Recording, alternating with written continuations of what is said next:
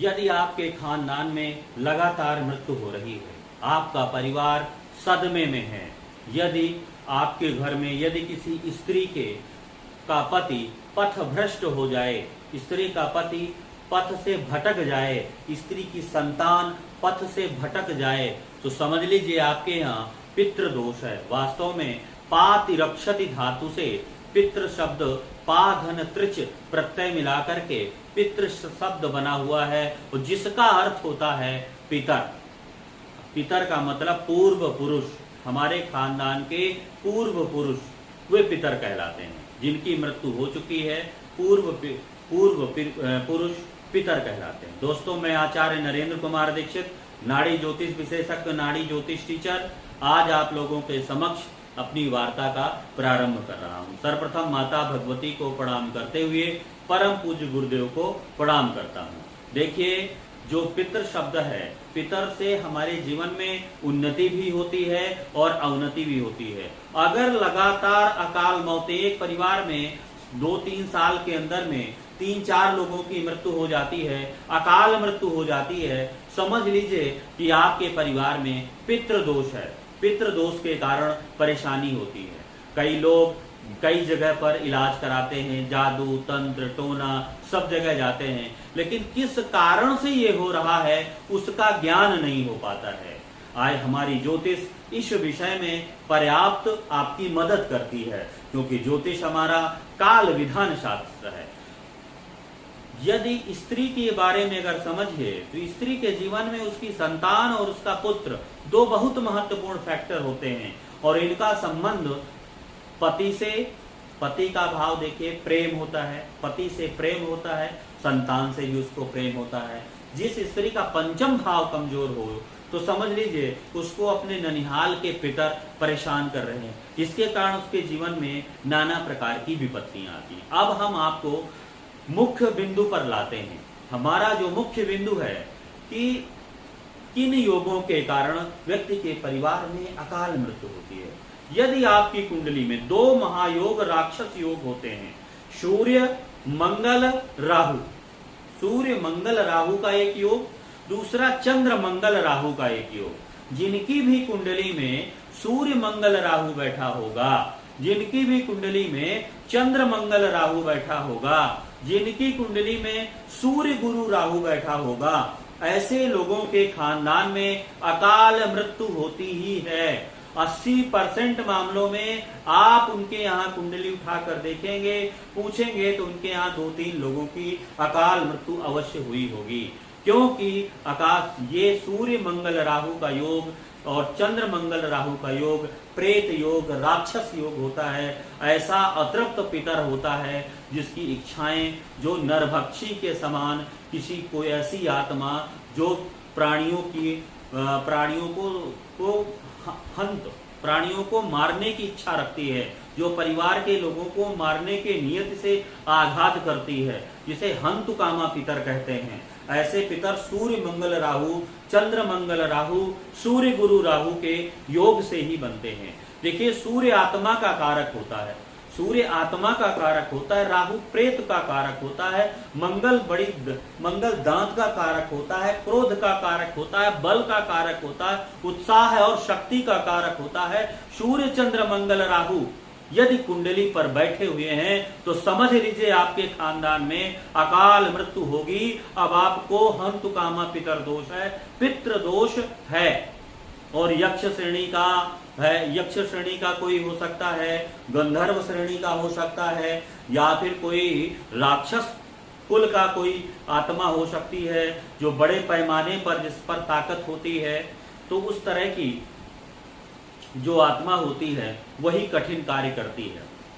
अब दूसरी स्थिति देखिए, दूसरा सूर्य चंद्र मंगल राहु का होता है।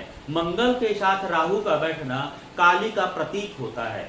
चंद्रमा के साथ मंगल राहु का बैठना, काली माँ उग्र रूप में बैठी होती। कोई स्त्री का पितर बहुत उग्र होता है, जिसके कारण, और ज्यादातर चंद्र मंगल राहु वाले अपने ननिहाल या अपने मातृपक्ष, अपने ममाने से काफी प्रभावित होते हैं, रहते हैं, और इनके ममाने से ही पितर इनको कोई पीछे पड़ जाता है, जो इनके जीवन को हमेशा कष्टपूर्ण बनाता है और इनके जीवन में हमेशा शक रहती है। इनकी जो मानसिकता होती है, इनके जो सोचने का पैमाना होता है वो छोटा होता है। बड़ी जल्दी ये लोग नाराज हो जाते हैं, बड़ी जल्दी गुस्सा आती है, संकीर्ण दायरे में सोचते हैं।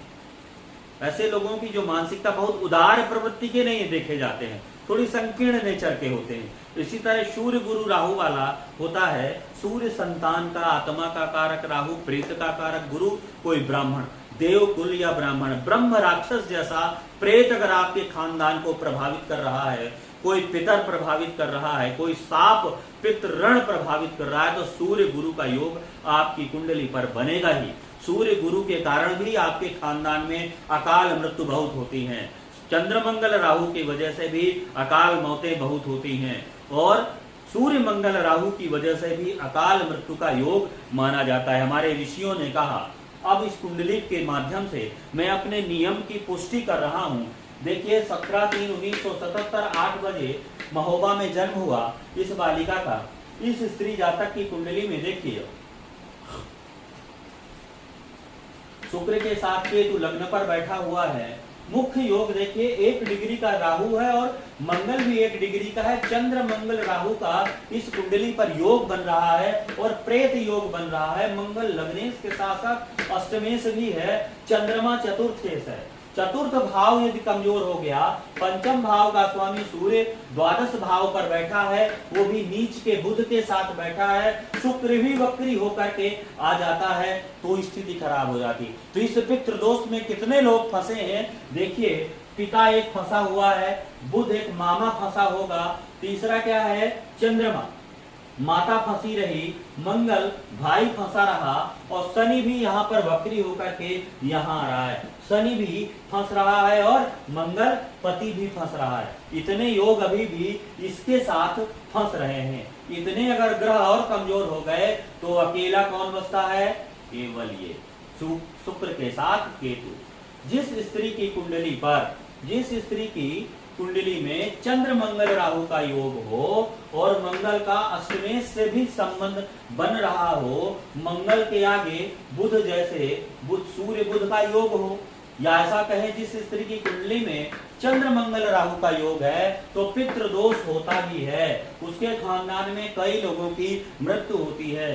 सबसे पहले पिता की मृत्यु हुई, पिता की मृत्यु के बाद अकाल मृत्यु माँ की हुई, माँ के बाद इसके भाई की मृत्यु हुई, और भाई के मृत्यु के बाद भाई की जो पत्नी है उसकी भी अकाल मृत्यु हो गई। इस प्रकार देखते देखते इस परिवार में कोई नहीं बचा, ज्यादा लोग नहीं बचे। अब दूसरी चीज देखिए, दशमें शनि है, चतुर्थ में बैठा है, उत्तम राजयोग बना रहा है, लेकिन फिर भी शनि यहाँ पर वक्री होकर के चंद्र मंगल राहु के साथ बैठ जाता है। तो ये भी धूर्त योग में शनि चंद्र मंगल राहु का योग है।